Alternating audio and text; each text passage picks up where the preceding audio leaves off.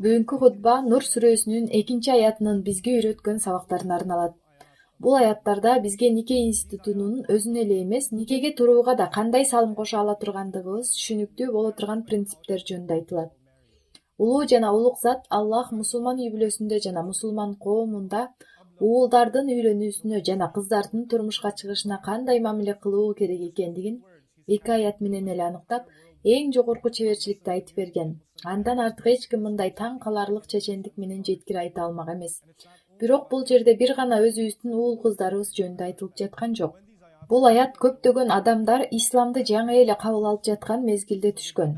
Алар мусулман үй бүлөлөрүндө тарбияланышкан эмес. Алардын арасында ата-энеси мусулман эмес жана исламды кабыл алууга каршы болгон аялдар да болгон. Булардын айрымдары бойдок, кээ бирлери ажырашкан, дагы бирилери балалуу же сахаба аялдардан болушкан. Мен стандарттуу жагдайлар бар экенин айтып жатам. Эгер сиздин үй бүлөңүздө уул же кыз болсо, алар чоңойгондо алардын турмуш куруусу жөнүндө ойлоно баштайсыз. Бирок биздин чоң үй бүлөбүз биздин үммөттөрүбүз болуп эсептелет.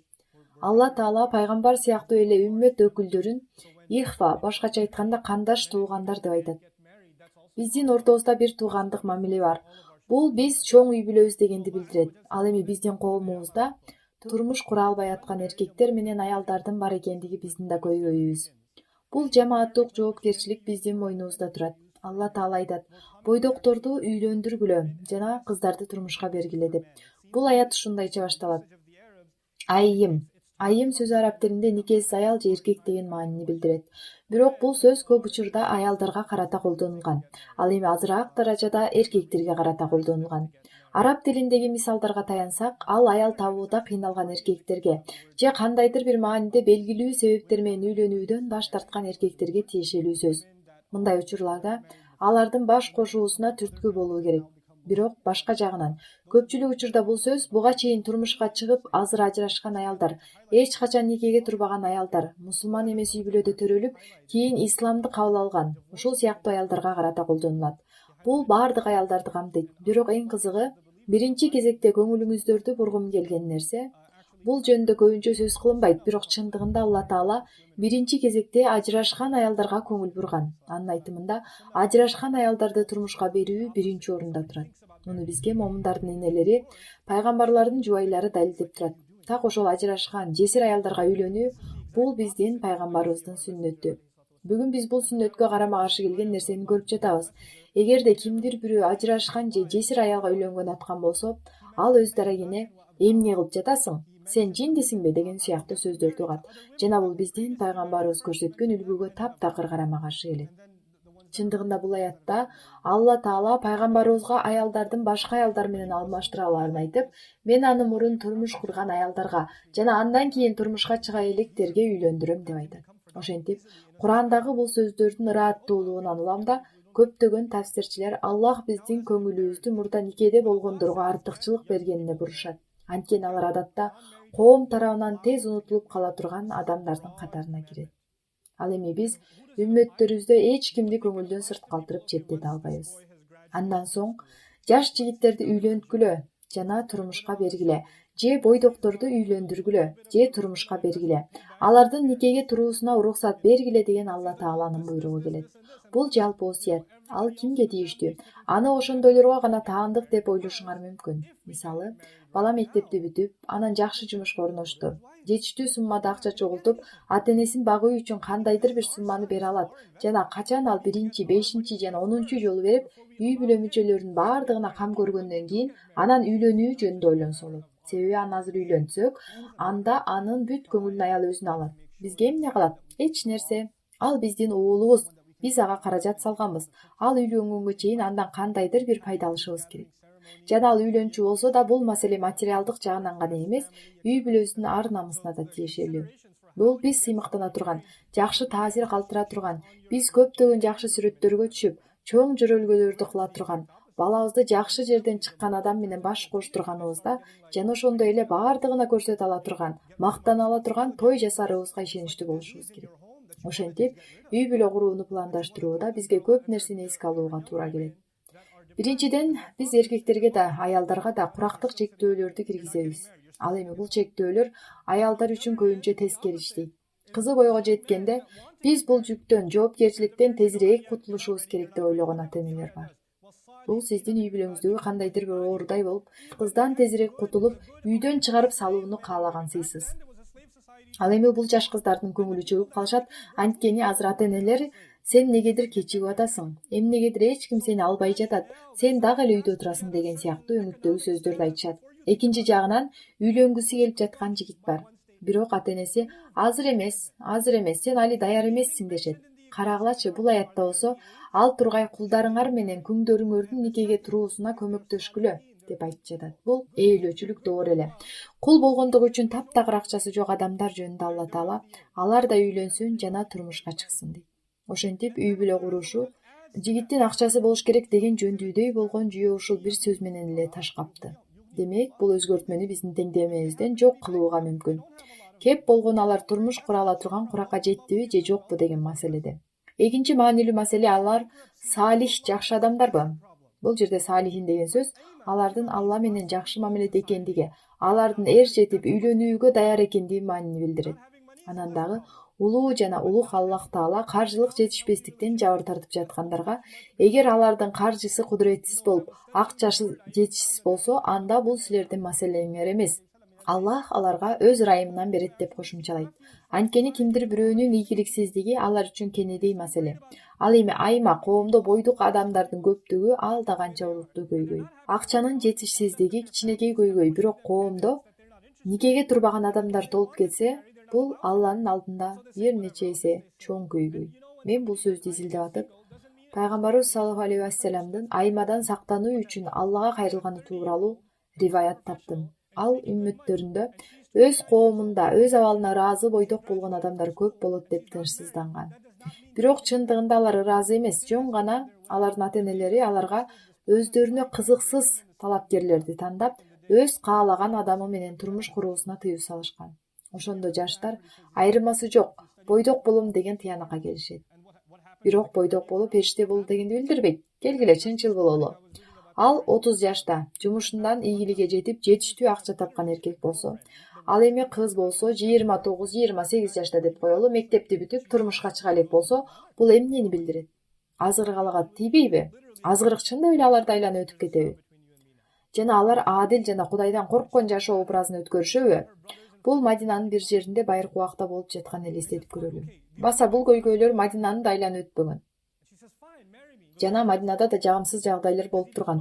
Пайгамбар саллаллаху алейхи вассаламдын жана анын сахабаларынын жашоосун жакшылап изилдеп көрсөң, баардык нерсе болушу мүмкүн экени айкын болот. Мен бүгүн эртең менен эле пайгамбарыбыздын сахабаларынын бири тууралуу окуяны окудум. Ал кээде Меккеге барып турган.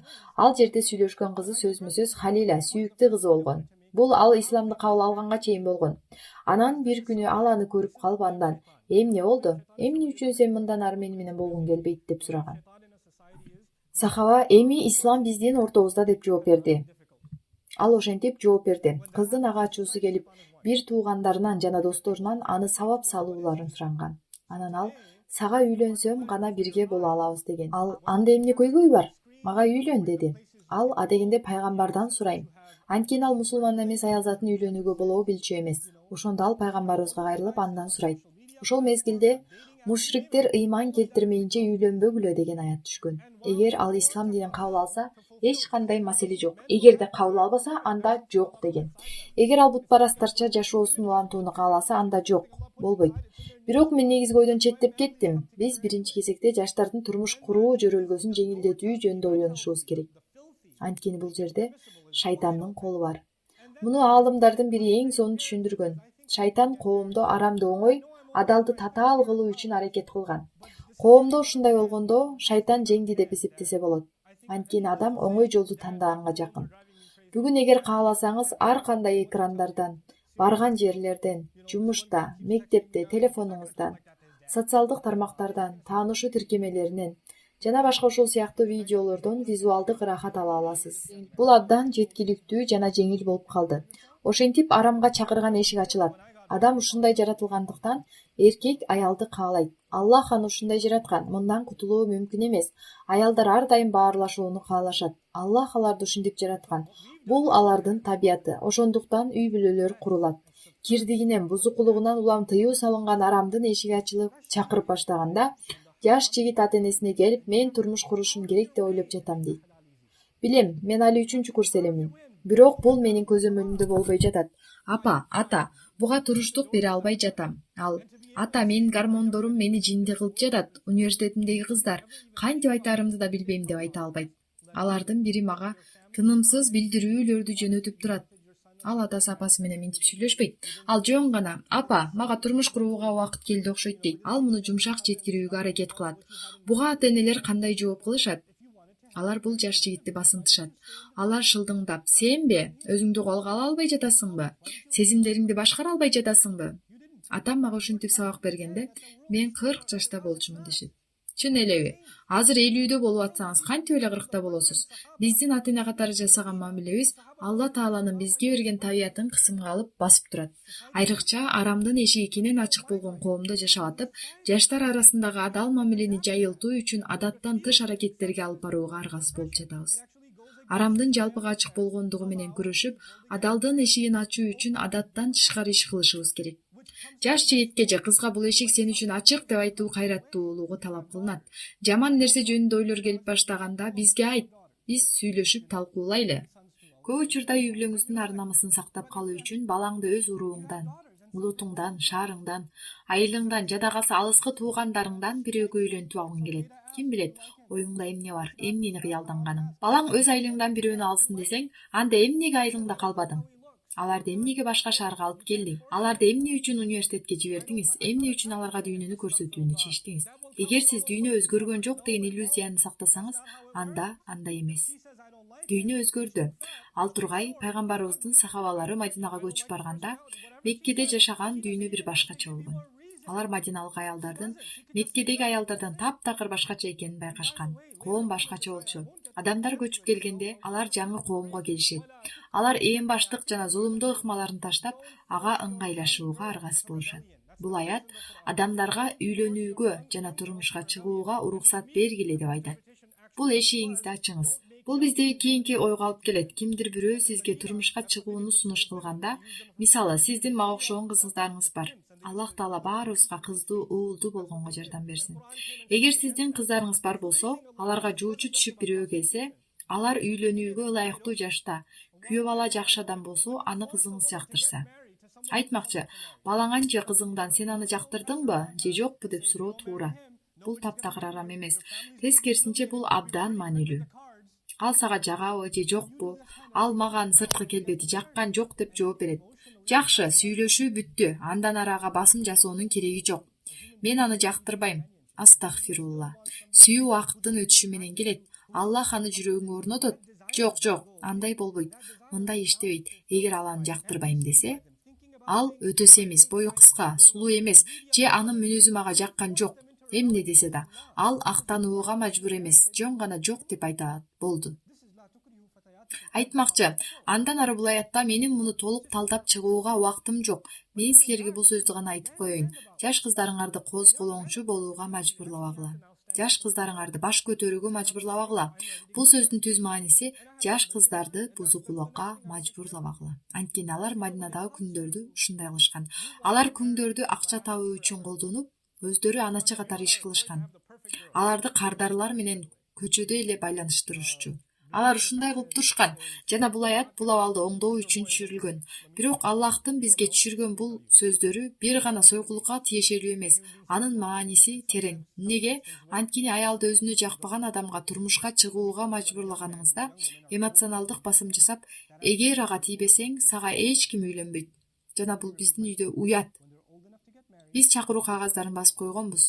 Кыздарыңарга ушундай мамиле кылып, мажбурлап күйөөгө берсеңер, алар эмоционалдык жактан никеде жок болуп калат. Алар да бизге окшогон адам. Адам баласы жолдоштук мамилеге муктаж. Адамга аны өзүнө тартып турган, анын жанында өзүн тынч жана ыңгайлуу сезе турган бирөө керек. Бул каалоо эч жака кетпейт. Бул каалоо эми фантазияга, кыялга айланат. Анан ал социалдык тармактарда түнү менен уктабай баштайт. Аларды Аллахтын эркине каршы чыгууга аргасыз кылдыңыз. Анткени алар башынан эле тийгиси келбеген адамга күч менен нике кыйдырткансыңар. Кызыңарды бул ишке түртпөгүлө. Бул Жаш жигиттерге да, кыздарга да, кенедей балдарга да тиешелүү. Коомубуздагы жаш жигиттер мен турмуш курууга даярмын, менин оюмда бирөө бар деп айта алышы керек. Бул мен сиз менен сүйлөшкүм келген экинчи нерсе. Албетте ар бир адам биз сенин никең өмүр бою бекем болушун каалайбыз деп ойлойт. Бизге идеалдуу кыз керек. Жакшы, ийгилик силерге. Анткени идеалдуу адам жок. Сиздин уулуңуз да идеалдуулуктан алыс. Ачык бололучу. Эгер силер муну билбесеңер, анда мен муну силерге айтайын. Биз баарыбыз адамбыз. Жана ар бир адам кемчиликсиз эмес. Кээде баары жакшы болот, кээде жок. Бирок жаш кыздар же балдар бойго жеткенде алар өз алдынча тандоо жасай алат деп белгилеп кетем. Мен кайталап атам. Алар бойго жеткенден кийин өз тандоосун жасоого жетилген болуп калышат. А балким сизге алардын тандоосу жакпай жаткандыр. Ал эми биз ата эне катары өз кеңешибизди же сунушубузду гана айта алабыз. Менимче бул туура эмес тандоо. Же болбосо менимче бул мындан да жакшыраак болушу мүмкүн эле. Айтмакчы, мен сенин ата энең болгондуктан мен сен мыкты тең таба аларыңар ар дайым ишенем деп сөз айтсаңыз болот. Мен муну ар дайым айтам. Бирок бул чындап эле жаңылыштык деп ойлошуңар мүмкүн. Уулуңуз 25 жашта же кызыңыз 30 жашта болсо, бул жаңылыштык кылгысы келсечи, жакшысы бул адал катаны кетирсин. Бул ал да канча жакшы. Балким анын никеси 3 жылга гана созулушу мүмкүн. Баары бир ушул жакшы. Бул сиздин баш тартууңуздан да жакшы. Мен муну бир эмес, бир нече жолу жолуктурганым үчүн айтып жатам. Бул куру теориялар эмес. Мен жашоомдо жолуккан нерселерге, дүйнө жүзүндөгү чыныгы мусулман үй бүлөлөр менен болгон жеке баарлашууларга таянып айтып жатам. Айрыкча АКШ менен Канадада качан жигит келип, мен ушул кызга үйлөнгүм келет десе, атасы жок, силер ар кайсы өлкөлөрдөн болосуңар. Силер ар кандай маданияттарга таандыксыңар. Жана ошол сыяктуу сөздөрдү айтып анын көңүлүн түшүрөт. Же сен менин кызыма үйлөнө албайсың. Жана башка. Мындай мамиле эки үй бүлө тараптан тең болушу мүмкүн, бирок экөө эмоционалдык жактан бири-бирине байланып калган. Алар каталышышат, бири-бирине телефон чалышат, жолугушушат, бирге тамактанышат. Мунун баары ата энелерден жашыруун сакталат. 5-6 жыл өтөт. Башка талапкерлердин сунуштарынан баш тартышат. Анан кызды кимдир бирөөгө турмушка чыгууга мажбурлашат. Ал мурунку жигити менен кат алмашуусун уланта берет. Ал эми ушул бүт жамандыктын баары ага таптакыр татып алган күйөөсүнүн башына түшөт. Анын эч кандай тиешеси жок. Бирок бул жамандыктын баары балдардын бөлөк мезгилде жашап жатканын түшүнө албаган ата энелердин өжөрлүгүнөн улам топтолгон. Ал эми үйлөнүүгө уруксат азыр баарынан жогору турат. Карагылачы, бул аят так Мадинада түшүрүлгөн. Ал кезде арабтар өз урууларына абдан байланган болчу. Алар кандай болбосун өз тукумун улантууну көздөшкөн. Алар тамырын чыңдоого аракет кылышкан. Алар үчүн тукум абдан маанилүү нерсе. Ошентип ар кайсы уруулардын ортосундагы нике өтө сейрек болгон. Бирок азыр пайгамбардын сахабалары кичи Меккенинен куулуп Мадинада жашап жатышат. Анан ошондо ар кандай маданияттагы адамдардын ортосунда нике кыйыла баштаган. Муну түшүнгүлө, бул жөн эле арабтардын араб аялга үйлөнүшү эмес, бул Гузайл уруусунан чыккан адам Таифтен бирөө менен туугандашуусу. Нике ар кайсы уруулардын ортосунда болот. Бул ошол мезгилде тамашалуу нерсе эмес болчу. Бул бүгүнкү күндө пакистандык эркектин бангладештик аялга үйлөнүшү сыяктуу. Астагфируллах азим. Бул чынбы? Же Ливандык адамдын египеттик аялга үйлөнгөнү сыяктуу. Кантип ушундай болушу мүмкүн? Демек, бул алар үчүн чоң кадам болду. Бирок Аллах Таала айтты, муну унуткула. Биз никени баардыгына жеткиликтүү кылышыбыз керек. Ушул гана. Ал эми калганын Аллах өзү чечет. Ал эми аягында кийинки аяттан бир сөйлөмдү алалы. Бул олуттуу аят.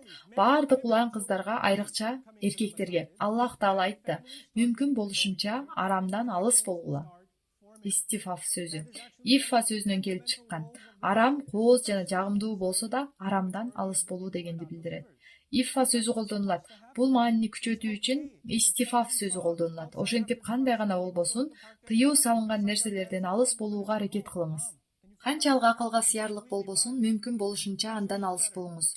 Бул силердин үй бүлө курууга каражат таба албагандарга тиешелүү. Анткени бул азгырык сизди ичиңизден жеп салат. Демек, сыртынан караганда сен дагы эле имандуу болуп көрүнөсүң. Бирок бул жааттагы иш-аракеттериңерге келгенде ишенимиңиз терезеден чыгып кетет. Пайгамбарыбыздын сөзүн эстеңиз. Кимди ким зына кылса, кимдир бирөө бул уятсыз ишти кылса, ал мындан ары ыйман келтирген адам эмес. Бул пайгамбарыбыздын сөздөрү. Арамга алып баруучу жолдон алыс болуп сактануу жакшы. Адал тандоо жасоого мүмкүнчүлүгүңүз болгондо, дароо аны кармаңыз. Андан пайдаланыңыз. Байкасаңыз, аяттын биринчи бөлүгү негизи коомчулукка, коомго багытталган. Үй бүлө куруу жараянын жеңилдетүү бул коомдун милдети болчу. Айтмакчы, бүгүнкү күндө биздин доордо бул ролду мечит аткарат. Жакшы мусулман башка жакшы мусулманды дагы кайдан жолуктура алат? Айткылачы, балким соода борборунан. Алар кайдан жолуга алат? Кальян барданбы? Алар бири-бирин кайдан таба алышат? Үй бүлөбүз эркектер, аялдар баардыгыбыз мечитке бара турган болсок, үй бүлө мүчөлөрү бири-бири менен таанышып, кандайдыр бир байланыштар пайда боло баштайт. Айтмакчы, айрыкча адамдардын көпчүлүгү каапырлар болгон коомдо бул мечиттин негизги ролдорунан бири болуп саналат. Мына ушундай болушу керек. Мечиттин жанындагы унаа токтотуучу жайдан бирөө кокустан бир кызды байкап калганы кадыресе көрүнүш. Анан апасынан сурайт: "Апа, сиз ал жөнүндө бир нерсе биле аласызбы?" деп. Бул нормалдуу эле көрүнүш. Жана бул андан да жакшы. Бүгүнкү күндө абал ушундай. Билесизби, тарыхыбызда мындай окуялар болгон. Мадинада баш калкалоочу жай бар аялдар жашачу. Алар баш калкалоо жайын камсыздоо менен алектенишкен. Ал аялдар атасы жок жетим. Ага күйөө издей турган эч кими жок. Сунуш күтө турган жер жок. Кыздарды алышкан. Алардын бар экенин эч ким билбейт. Алар жетимдер. Анан бул баш калкалоочу жайдын ээлеринин бири эмне кылган? Ал 18ден 20 жашка чейинки кыздардын баарын чогултуп, алар менен күнүгө күнүмдүк керектөөлөрдү сатып алуу үчүн дүкөнгө барчу. Албетте, мындай кенедей сатып алуулар үчүн 20 адамдын кереги жок эле. Бирок бул ага керек болчу. Ал эмне үчүн мындай кылды? Эл нааразы боло баштаган. Бул эмне деген фитна? Көчөдө, базарда азгырык. Бул кыздардын баары көчөдө эмне кылып жүр? Азыр деле адамдар бул ислам конференцияларында эмне болуп жатканын карагылачы. Бул толук фитна, азгырык. Бул жаш кыздар менен балдар базарга жүргөндөй дешет. Бирок алар кинотеатрда отурганда нааразы болушпайт. Бул фитна, бул азгырыктан экрандан аларга төгүлөт. Алар соода борборлорундагы, университеттердеги азгырыктарга нааразы болушпайт. Бирок исламий конференциялардагы фитне жана азгырыктар деп эсептешет. Демек, башка жерлерде болгону кадыресе көрүнүшпү? Дүкөнгө баратканыңызда Аллах сизге уруксаатын береби? Ошентип адамдар нааразы болуп, муну фитна деп айтышты. Анан ал аял эмне деп жооп берди? Мен Мадинадагы жаш жигиттерге аңчылык кылып жатам. Анткени мен дүкөнгө барып, сабиз сатып алып жатканда менин камкордугумдагы кызды бир жигит жактырып калып, апасына: "Апа, ал жөнүндө көбүрөөк билиңизчи" деп айтат. Бирок бул жетимдерге ким үйлөнөт? Болбосо бул жетимдерге ким үйлөнөт? Кимге турмушка чыгыша алышат? Эки жашты тааныштыруунун толук мыйзамдуу жолдору бар. Кээ бирибиз ушунча консервативдүүбүз, аялдарыбызды ушунчалык коргойбуз. Ошондуктан кээде аларды таптакыр көрүнбөс кылгыбыз келет. Бирок Мадинада такыр башка эрежелер бар болчу. Ал эми кай бирлерибиз терс-керисинче ушунчалык эркин ачыкпыз. Ой, алар чогуу тамактангылары келип атат. Барышсын. Болгону 12де кайткыла. Чын элеби? Бул абсурд го. Силер эмнени ойлонуп жатасыңар? Силер эмне кылып жатасыңар? Шайтанга эшикти ачып чакырык кылып жатасыңар. Силер эмне кылып жатасыңар? Шайтанга эшикти ачып кирүүгө чакырып атасыңар. Бул экөө тең туура эмес. Келгиле алтын ортолукту тандайбыз. Жаштар бири-бири менен үй бүлөлөрү кабардар болгон татыктуу жерде таанышууга жол бергиле. Эгерде эки тараптан тең кызыгуу жаралса жакшы. Алар бул туурасында туугандарына айтса болот. Акырында дагы бир нерсени айткым келет. Буга чейин көп жолу айтсам да, жөн гана өзүмө жана баардыгыңарга эсиңерге салгым келет. Куранда айтылган жалгыз нике окуясы бул Муса алейхиссаламдын үйлөнүүсү. Колукту издөөдөн баштап турмуш курганына чейин баарын 0дон баштап 100%га чейин айтылган. Бул этаптардын баары Мусанын таржымалында баяндалат. Биз аларга кыскача гана токтолобуз. Биринчиден, Муса Исраил уулдарынан болгон. Ал жөөт болгон жана үй жайсыз эле. Ал кокустан бирөөнү өлтүрүп алгандыктан ага кылмыш изи козголгон. Демек, үй жайсыз Бану Исраил уруусунан изин жашырып жүрүп, арабтардын Мадиян деген уруусуна келип калат. Ал араб уруусунун аймагынан 1-2 кызды жолуктуруп калып, аларга жардам берет. Ал эми алардын бири атасына аны жактырып атканын кыйтып айтат. Ошондо атасы эч ойлонбостон макул деп жооп берген. Анан алар үйлөнүшөт. Демек, Куранда бир жөөт араб аялга үйлөнөт. Бир жөөт араб аялга үйлөнөт. Исраил уулдарынан болгон бул киши үй жайсыз, анан калса кылмышкер эле. Атасы 3 нерсени билиши керек болчу. Биринчиси, кызынын жактырганын. Бул биринчиси албетте. Ал аны жактырды. Экинчиси, ал күчтүү адам эле. Жакшы сабаттарга эгедир. Ал менин үй бүлөмдү коргой алат. Анан ага ишенсе болот. Муса пайгамбардын бирөөнү сатып кетүүгө, жаман иштерди кылууга көп жолу мүмкүнчүлүгү болгон. Бирок ал эч качан андайга барбай, өзүн татыктуу алып жүргөн. Ушул 3 сапатка ээ болгондо, улутун да, материалдык абалын да эч кандай мааниси эмес болуп калат. Анан дагы алардын келишими, эгерде биздин доордо болсо, бул өзүн өзү өлтүрүү сыяктуу угулмак. 8 жылдан 10 жылга чейин Муса аялынын ата-энеси менен жашады. Ал кайынатасынын колунда иштеп, айлыгы аялынын үй бүлөсүнө жараша болчу. Бүгүн ушундай болчу болсо, кайда иштейсиң? Мен кайынатамдын колунда иштейм, анан дагы алардын үйүндө жашайм. Анан бул чыныгы эркекпи?